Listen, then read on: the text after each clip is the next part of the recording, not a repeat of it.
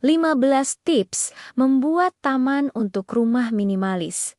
Sebelumnya, pastikan klik tombol subscribe, share, dan like ya, agar channel ini bisa lebih berkembang, membagikan manfaat lebih banyak.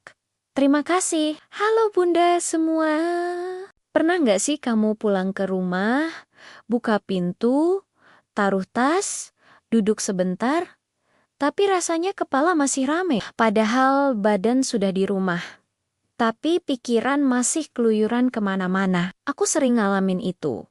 Dan jujur aja, dulu aku pikir itu cuma karena capek kerja. Ternyata bukan cuma soal capek, tapi soal ruang. Ruang di kepala dan ruang di rumah. Aku mulai sadar satu hal yang kelihatannya sepele, tapi dampaknya besar. Rumah yang bikin aku betah itu hampir selalu punya taman.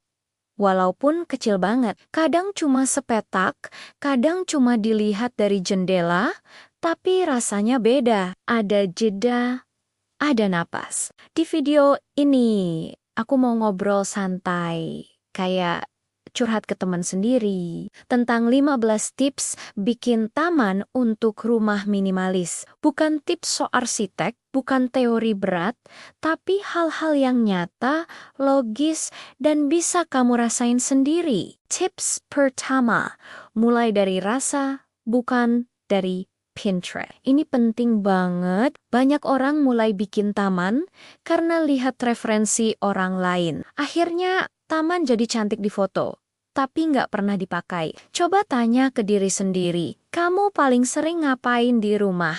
Kalau kamu tipe yang suka duduk sore sambil ngopi, taman kecil dengan bangku sederhana itu jauh lebih berguna daripada taman penuh tanaman mahal. Aku punya temen yang bikin taman kecil cuma buat duduk 5 menit sebelum tidur. Cuma ada satu kursi dan satu tanaman besar. Katanya itu, satu-satunya waktu dia bisa diam tanpa diganggu dunia. Tips kedua, terima ukuran rumahmu dengan lapang dada. Rumah kecil itu bukan kegagalan hidup.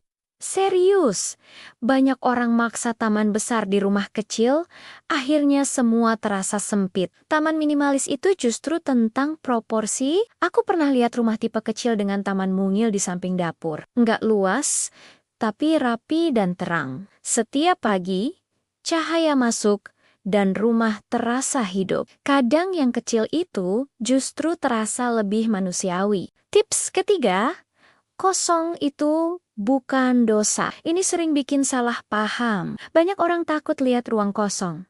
Langsung pengen diisi.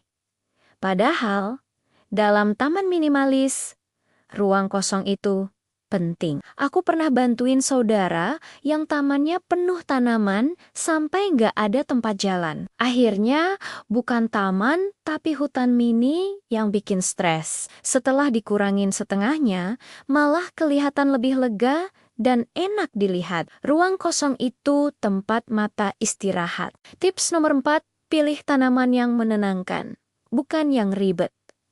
Tanaman itu punya karakter, ada yang kelihatan tenang, ada yang kelihatan rame. Untuk rumah minimalis, tanaman dengan daun rapi dan warna lembut biasanya lebih cocok. Aku pernah lihat taman kecil dengan satu tanaman daun hijau polos, nggak banyak, tapi setiap orang yang lewat langsung bilang, adem ya. Kadang satu tanaman yang tepat lebih berasa daripada 10 tanaman yang asal. Tips kelima, satu jenis tanaman itu lebih aman. Ini logis banget. Kalau kamu pakai banyak jenis tanaman dalam ruang kecil, taman bisa terasa berisik. Aku pernah nyobain sendiri, campur macam-macam tanaman karena pengen lengkap. Hasilnya malah bingung sendiri waktu lihat. Setelah aku sederhanakan jadi satu jenis utama, taman terasa lebih rapi dan mahal. Padahal tanamannya biasa aja. Tips keenam, cahaya matahari itu aset, gratis, tapi sering disia-siakan.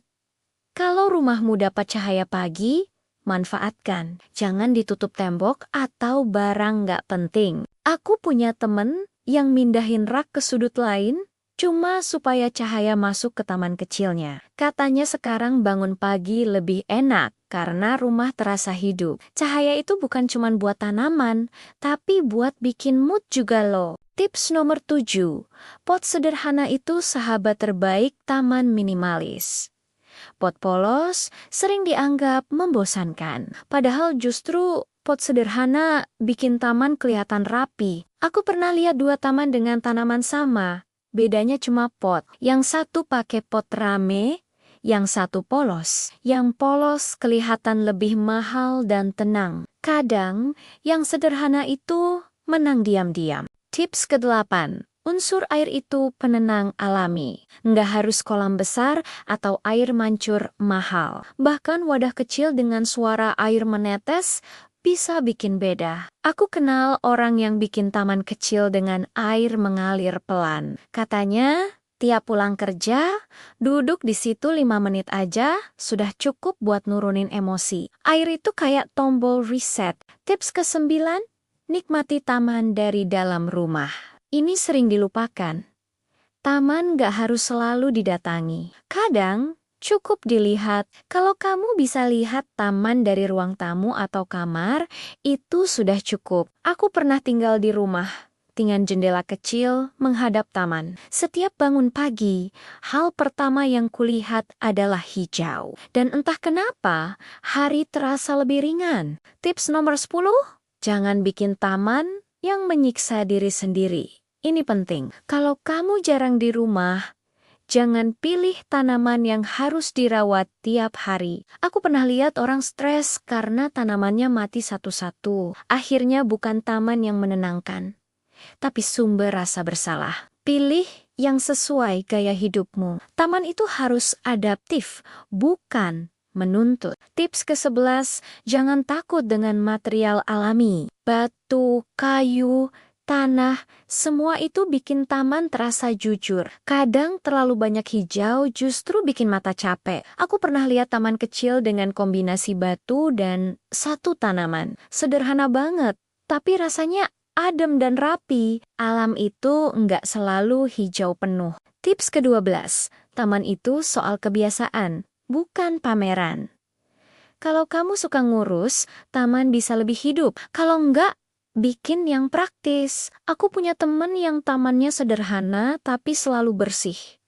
Katanya, karena dia realistis sama waktunya. Dan itu justru bikin tamannya awet. Tips ke-13, jangan kejar tren. Tren cepat lewat, hari ini, besok itu. Aku pernah lihat taman yang dibuat mengikuti tren.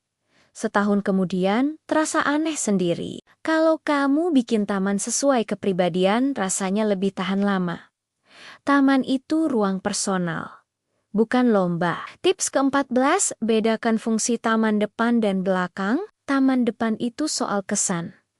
Taman belakang itu soal rasa aman. Aku kenal orang yang bikin taman belakang sederhana, tapi nyaman. Katanya itu tempat dia jadi diri sendiri, tanpa perlu terlihat rapi. Dan itu penting. Tips ke-15, taman itu cermin isi kepala. Semakin rapi dan sederhana, seringkali pikiran ikut tenang. Aku ngerasain sendiri. Waktu tamanku berantakan, pikiranku juga berantakan.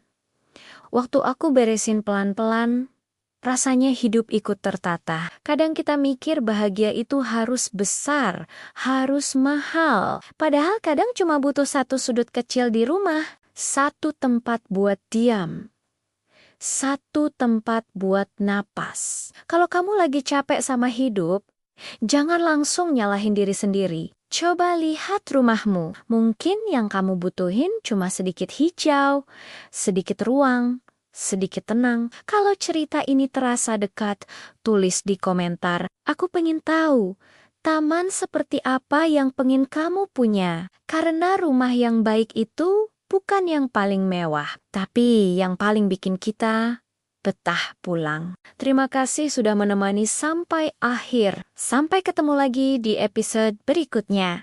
Salam semangat, Bunda semua.